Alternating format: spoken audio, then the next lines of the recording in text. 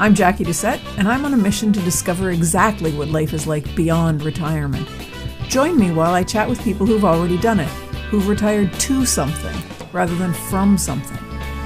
Let's find out together exactly what's waiting for us when we say goodbye to that 9 to 5. Hi, everyone. Welcome to another episode of Beyond Retirement. Today, I have the pleasure of chatting with Frederick. He's the founder and CEO of Here, which provides consumer content to help in making wise choices about where and how to live, with a particular focus on the second half of life. You can find a free assessment on your current home, as well as other content, at www.here.life. Ryan's been in the housing and longevity field for nearly 20 years, and he's a graduate of Princeton University and Stanford Business School. And he focuses on the intersection of place and healthy longevity. He's the author of the best-selling book, Right Place, Right Time, The Ultimate Guide to Choosing a Home for the Second Half of Life. Ryan, thanks for joining me today. Yeah, Jackie, thank you for, my pleasure. Thanks for including me. So just to start us off, can you talk a little bit about what drew you to the field of housing and longevity? How did you get started? You know, Jackie, I have a mind that for the most part is planning oriented and strategic, but that's not how I found myself in this field. To make a long story short, I trained as an electrical engineer and worked in Silicon Valley for a bit, but that kind of Silicon Valley craziness wasn't really, I found that it didn't tap into my greatest desires. And so I went back to business school and then was really curious about just this mega trend of people living longer. And what does that mean for our society? Seeing part of it through my grandparents and so on. I also thought about the role of place in that, and had worked for a couple of senior housing companies, one of which I actually lived in a senior living community for part of a summer. I was the only person under 75 and only male actually in my wing that particular summer. So I got exposed to it directly, Jackie. But what I've seen over time is just place has this pretty profound impact on our, day-to-day experience in a number of different ways. And that's what one thing has led to another. And that's really where I found today, I find my passion around helping people think about this in key ways. Oh, that's wonderful. I think actually I've heard a little bit about your story through someone else. I'm not sure where, but the idea that the living in the seniors community and being the only one there in your age group, that struck me. I've heard that before. So somewhere I was introduced to that, I think. Yeah, there aren't many of us out there that have spent part of our 20s living in a senior living community. So I know a lot of people talk about aging in place and preparing for, retirement in that way, but you're taking it to a much deeper level. I think you're thinking about all sorts of other things. I am, Jackie, and I think, gosh, where do I begin on this? I think that I've spent a lot of time, just like you have, kind of studying the tenets of what I'll describe as healthy longevity. And what I mean by that is, one of these trends, which I mentioned earlier around increasing lifespan, is on the surface a great thing. However, if we don't also have correspondingly long health span and wealth span, it raises this question about what quality of life is that if we're living longer. And when you look at the research around healthy longevity, it really speaks to the importance of having purpose at every stage in life, being socially connected at every stage in life, being physically active, having some financial resources, and place. I found it to be foundational for a lot of that, because as you think about what purpose you might want to have beyond retirement, that can be a not necessarily a straightforward question for some people to answer. And if you're around people that have similar interests as yours, answer that question a similar way around purpose, well, that might be a better place for you to reside than one in which we really have few commonalities for those around you. So I see where you live defined as not just your four walls, but your neighborhood, your metropolitan area, whether you're in a suburban, urban, rural area, what region of a country, what country, for that matter. All of that is a composite that makes up your place. And when you mention aging in place, the vast majority of people, according to ARP and some other organizations, their data suggests that people would prefer to age in place. And in some cases, that means kind of aging in their current communities.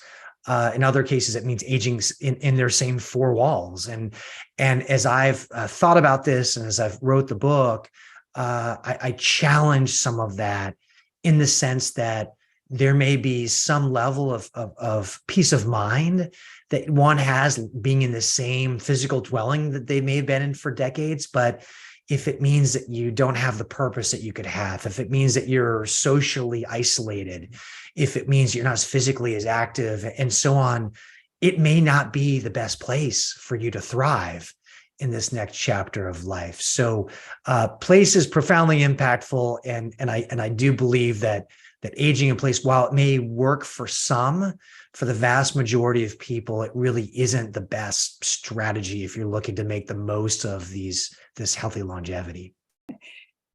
So the idea, I was looking at your website actually, and I was reading some of the blog posts, and I like the idea of anywhere people, and to me that kind of hit home, because I think in my own family, and my husband and I, he's kind of an anywhere person. He'll be happy wherever he happens to be, whereas I have particular things that are important to me. And I think that that might be something that's hard to balance out for a lot of couples. Jackie, you're so right. And when I wrote the book, I feel it's been awesome to hear the response from readers and the way it's impacted their lives. And that's why I'm in this. I really want to have a positive impact on the world. But I have learned a lot more since I've written the book. And this idea of the somewhere, anywhere person, which we'll unpack here in just a second, is not something I talk about in the book. It was something that became more clear afterwards. And to go into that for a moment, I found that there are some people, we'll call them somewhere people, where they have a very distinctive emotional connection and beyond that helps them really appreciate what home means to them in a fairly constrained geographic radius. And then there are others that I describe as anywhere people, where they're open to new places, new adventures for periods of time. And then there are also, to add another nuance, I believe there are anywhere people looking for their somewhere. And this idea that you may be kind of untethered at the moment, but you would like to have a spot that has deeper roots. And so one of the pieces of this journey, and again, it matters, I believe, so much here in the context of healthy longevity, just giving place its respect as a key foundation in your decision-making, is you may find that you think about it one way, and you may find that your partner or spouse thinks about it a different way. And so there's definitely some complexity in that, Jackie, that's not unusual. So it requires more communication between spouses and partners. When there is a material difference, what can happen is it creates inertia such that wherever you currently are is what you continue to do. And in some cases, that's okay. But in other cases, it's not. I know even the context of my marriage, I'm in my late 40s, and we've got 3 high school kids. And my wife and I, we relocated about 3 years ago from the East Coast, the Mid-Atlantic, to Central Texas, Austin in particular. And in our story, it was one where it made sense for us to move for me professionally because I was doing more work nationally, and to be able to travel more places and so on was important. But also we reached a point where our current place really wasn't a great fit for my wife in particular. And so I needed to honor that as we went through our journey. And so it took a lot of discussion and planning and in terms of choosing our new spot, and also being thoughtful about how to engage our new spot. So these are big things. This is not, they're not, to give them the respect, it means that oftentimes it is complicated.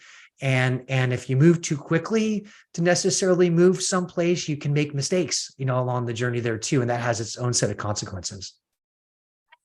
Definitely. And let's talk about your book, because there's a lot more to the book and to the choices that you make than just the right place.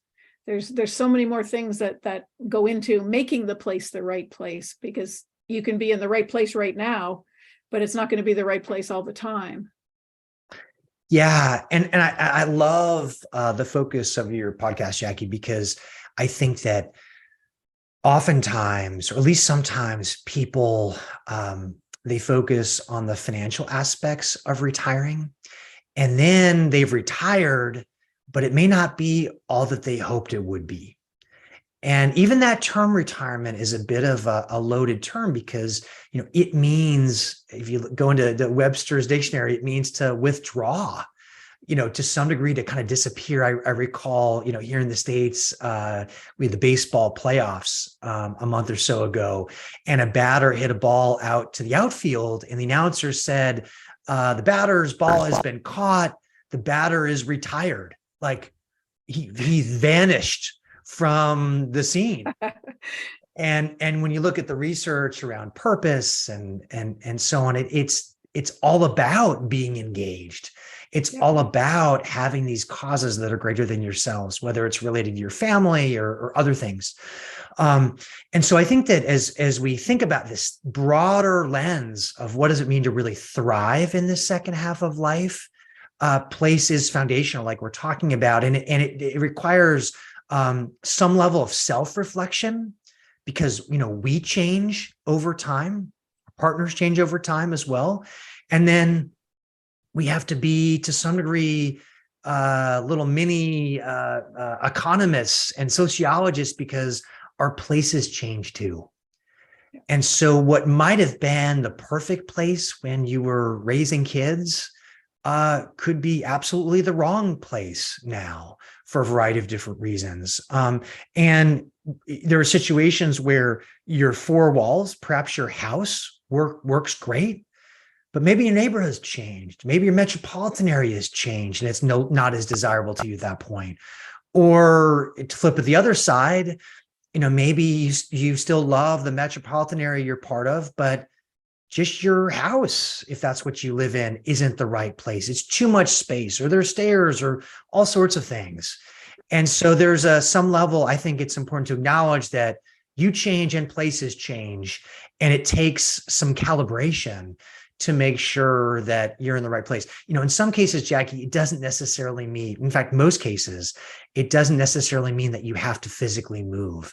In some cases, it means you can make adjustments to your current place, or you reorient yourself to your current place. You get involved in a different set of activities than you have in the past. So it doesn't necessarily mean, I'm not suggesting, this is not Ryan Frederick saying, oh gosh, you need to move physically somewhere else. Not necessarily, but I think it really helps to be thoughtful about, what it takes to really thrive in your current stage, and even around the corner as you make plans for place. Do you find that people that you talk to are receptive of this idea, or tend to balk at the idea that, maybe I need to move? Great question, Jackie. The book and the book is focused on people in the second half of life, and I look at that in the sense of really empty nesters or pre-empty nesters where they're planning in advance, and then pre-retirees, retirees, really people, I would say, 50 and above. And I think you find some people, Jackie, where they're ready for a change. And they're like, okay, and that may happen more, say in your 50s and 60s. You're like, okay, I know we need to be somewhere different. Downsize, it becomes obvious to an individual or a couple. And then I think you find people in their mid 70s or so where they may have made a commitment to a place, or maybe their plan has been to age in place. And in that context, they may not have given enough thought previously, and now they're confronting some of the trade-offs of their current place. And so I think I found that you get people, more broad strokes here, but you get people in their 50s and 60s are like, okay, we're ready for the next adventure. And then you get people more in their 70s, let's say, that are maybe coming to grips with some of the downsides of their current place and are recognizing that a plan for the future would be wise. And in some cases, that cohort might be pushed out of their current place, whereas the earlier cohort might feel more pulled, out to the next adventure. But it really depends. I think but I found there's actually quite a number of people across the country and really globally that that this question is high on their list right now. Two sets of questions. One question is, how do I really thrive in this longer life? And the second question, which can be related to the first, but also can be independent of the first, which is, where should I do that? Where should my place really be in this? And so I think and the pandemic, of course, has put a spotlight on place as well. Recognize it makes a difference. I think that's a big key. Actually, the pandemic has put a big spotlight on whether it's a good place or a bad place. I think a lot of people are finding that it's really not necessarily where they want to be spending their time, because they've just had to do it for so long now. And that's led to an interesting piece of this, Jackie, which is we had pre-pandemic, we had pandemic, and I'm not sure what we are supposed to call this because it doesn't feel like fully post-pandemic, but as a society, we're grappling with, well, how should we live our lives now? And for those that work full-time, part-time, there's more work that we can do effectively without necessarily having to go to a physical office. And yet we also need to be mindful of that importance of that social connection. And so if we've picked a spot that's remote on a hill with a beautiful view, great. But if you're not around any people, it really makes our difference. The research around how our minds are wired to spend time with people in person, how we pick up on body language, how there's these different cues, and it's not just close relationships. It's even those more casual connections can also elevate your personal well-being. So there's a lot there as we sort it out as a society, and each of us figured out individually. One of the things that I thought was interesting, I took your home assessment when I saw it online, and I think it's interesting how the different categories, the social connection, the physical well-being, and the financial well-being, at least for me, seem to be balanced, but not nearly as high as maybe they could be in an ideal situation. Whereas purpose is kind of falling off the end of the scale, because I'm at a point right now where I think I know what I want to do, but I've got to figure out how to do it. And because of that, I find it interesting that my place, I'm obviously not in the right place because it's way on the other end of the scale, but your talk about the somewhere people and the anywhere people, and the anywhere people who want to be kind of a somewhere, I think that's what it's telling me, that I've found I can go just about anywhere, but there's somewhere that I want to be, and it's just not here. And I think I'm finding that with a lot of people, that they're just feeling kind of lost right now. I This don't know. There wasn't is really a question there. no, but I can respond to it. I mean, I think there's two sides of this, Jackie. I think there's a piece where, and I emphasize this in the book, Right Place, Right Time, that most of the research around healthy longevity, it's not about your genes, it's about your lifestyle. One research study in particular points to the fact that 93%, particularly once you're middle age and above, 93% of your longevity is linked to these lifestyle habits, not your DNA. So it's, do you have purpose? Are you socially connected? Are you physically active? Do you feel financially secure, and so on? And so I find that encouraging because it means that we have agency on this. On the other hand, it's daunting. Like, where do I begin? And if some questions are so big, then inertia can take on and you don't make progress in any of it. And so I talk a bit in the book, and I have a blog I post every other week here to help people on this journey. And so one piece I speak to is this idea of design thinking. And design thinking is a term that's been used largely in professional circles. It's around innovation. It's around, you have an idea, you have a hypothesis around it, you build a prototype, and then you go see if it works or not. And then you learn from it, you tweak it, build your next prototype. And I think that's really part of our personal opportunity. And that's a reason, that assessment tool that I created online initially was just in the book, but I got so much positive response from it that I realized I'll just make that available for people so they can start the journey, just get a sense of where might they be on this, and how can you start to have different next steps related to it. I am here in Austin going to be piloting a series of workshops the beginning of 2023 this year. And so it's because part of it, I believe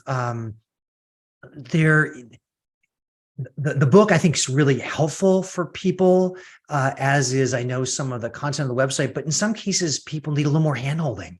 How should I do this next? And so I'm led to believe that workshops may be a way to help people on that journey. So it can be daunting, particularly if you're an anywhere person and you know your current place, but I would just encourage people to use that design thinking approach of like, what are some little things I can do and learn from?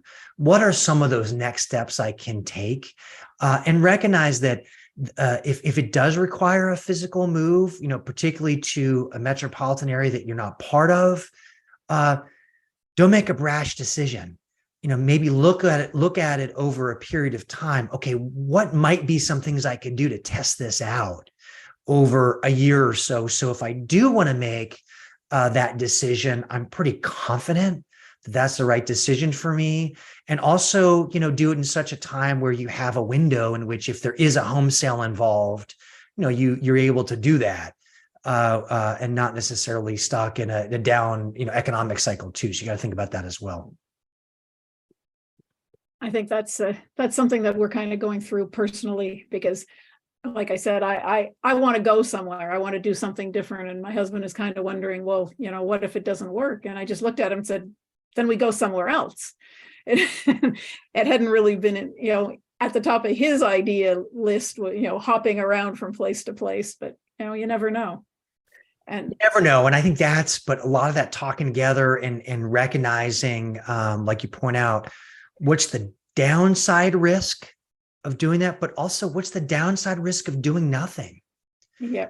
And that's what I really, part of my methodology here is encouraging people to take a deep dive on their current place, where that assessment's a good start. And then from there, you can start to think about what are other options and how do they compare on a relative basis.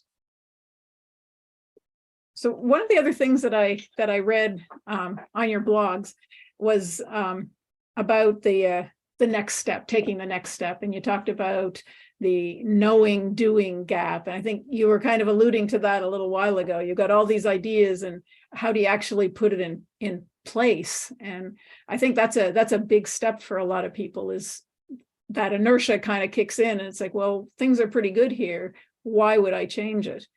And it's Yeah. And so that's why I think you have maybe three groups, Jackie. You have a group that, and this assumes that everyone has an option, which I think is important to say. Like, oftentimes we have more options than we realize we have, but there is some presumption of some economic means where you could do something differently. But I think that said, there's probably three groups here. There's a group that is maybe so miserable in their current place that they know there's a better option. And on the other end of the spectrum, there's a group that's like so happy where they are that maybe there's some tweaking, but generally like it's not a major change. And then you have this group in the middle where it's kind of good, but not perfect. And is it really worth the effort and risk of doing something differently? And I think part of what happens, particularly with that middle group, is that that middle group, if they don't think as much about two things: one, how things may be different in the next 5 years, so that would change this calibration. Maybe there's a change in the family or life circumstances. Maybe there's a health condition that, like, life changes.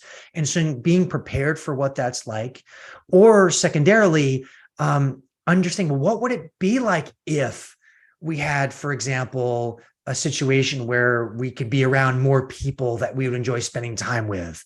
Or what if it was easier to be more physically active year round? Like, if you start to imagine these other places, you then can start to see, well, actually, maybe there's a gap here that's big enough to justify further exploration. Yeah. And so I think for my book and the content that I have, part of it is just helping people see that where we live and how we engage the place is much more important than I think most people realize. And then from that, how can people make better decisions knowing that they're maybe in the wrong place, that miserable category I mentioned earlier, but also that really big category in the middle? Could it be better? And encouraging people to start a process of how could that happen? I think there you might run into some people, of course, who think, could it be better? But then on the other side, what if we move? It could be a whole lot worse. And there are always going to be those. It is. And I think there's a piece which is speaks to our innate personality characteristics and traits. Some of our more risk bearing, than others. Yeah. And there's also, life circumstances too. But I think if the idea is like our society wasn't designed, whether it's the US or Canada, it really wasn't designed with this idea that people are going to be living 100+ year lives. The suburbs were never designed with that in mind. And so it means now that we have to be pioneers to some degree to craft the right place to help make the most of our lives. And so in that sense, like per the beginning of our conversation, that's where aging in place sometimes just falls flat, is that being in the same single family home for many decades just may not be the right place at these different stages in life. Yeah, I think it's definitely something that people should be spending a lot more time thinking about, either, before they need to make a decision, so that they've got, all the different little boxes ticked and all the things thought of that, could potentially happen. It's in terms of the book, it's a really hopeful read.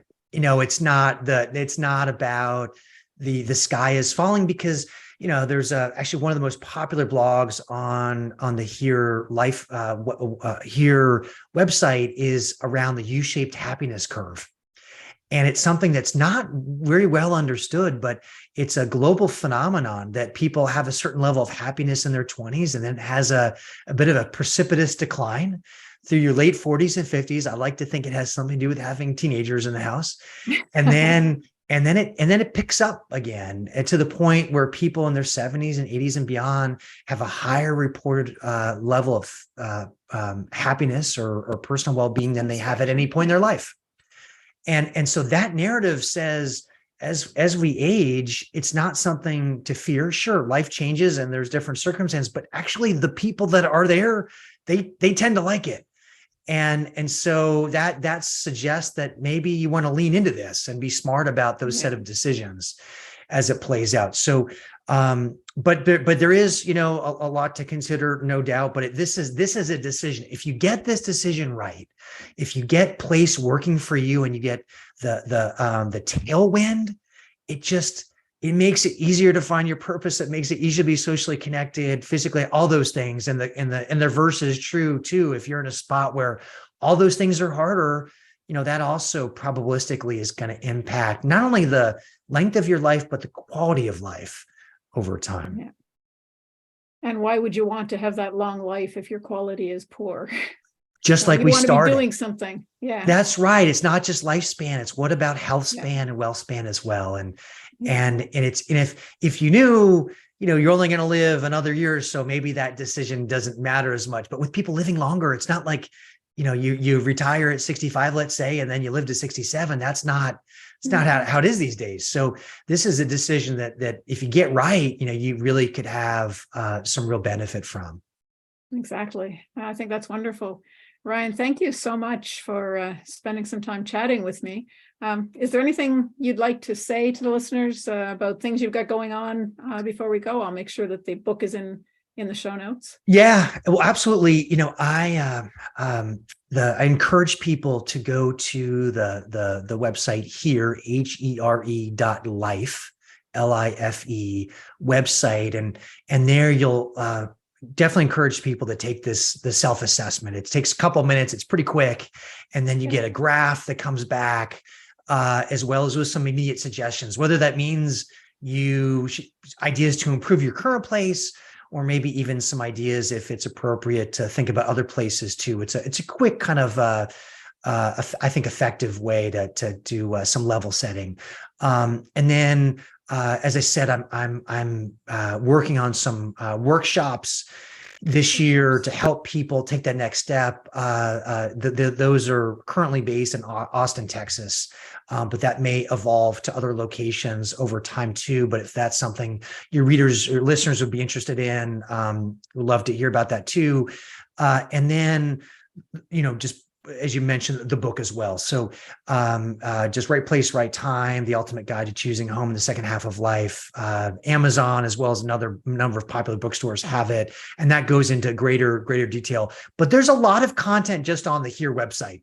And last piece on that is my company used to be called Smart Living 360, and now it's Here. And the reason I've done that is because two things. One, really the content I have is around place, and Here makes the more direct connection to what that's about. But also, though the book is written about the second half of life, I believe that this impact of place is critical no matter what age and stage in life. And so you'll see that with some of the content. It's really about place and healthy longevity, whether you're in your 70s and this is relevant, whether you're in your 50s, whether you're in your 40s, whether someone's graduated just from college and they're trying to sort out what's the best place to be, where you live and how you engage, it really matters. So I see this, Jackie, as a movement to help people elevate the importance of place in their decision-making, ultimately in their well-being.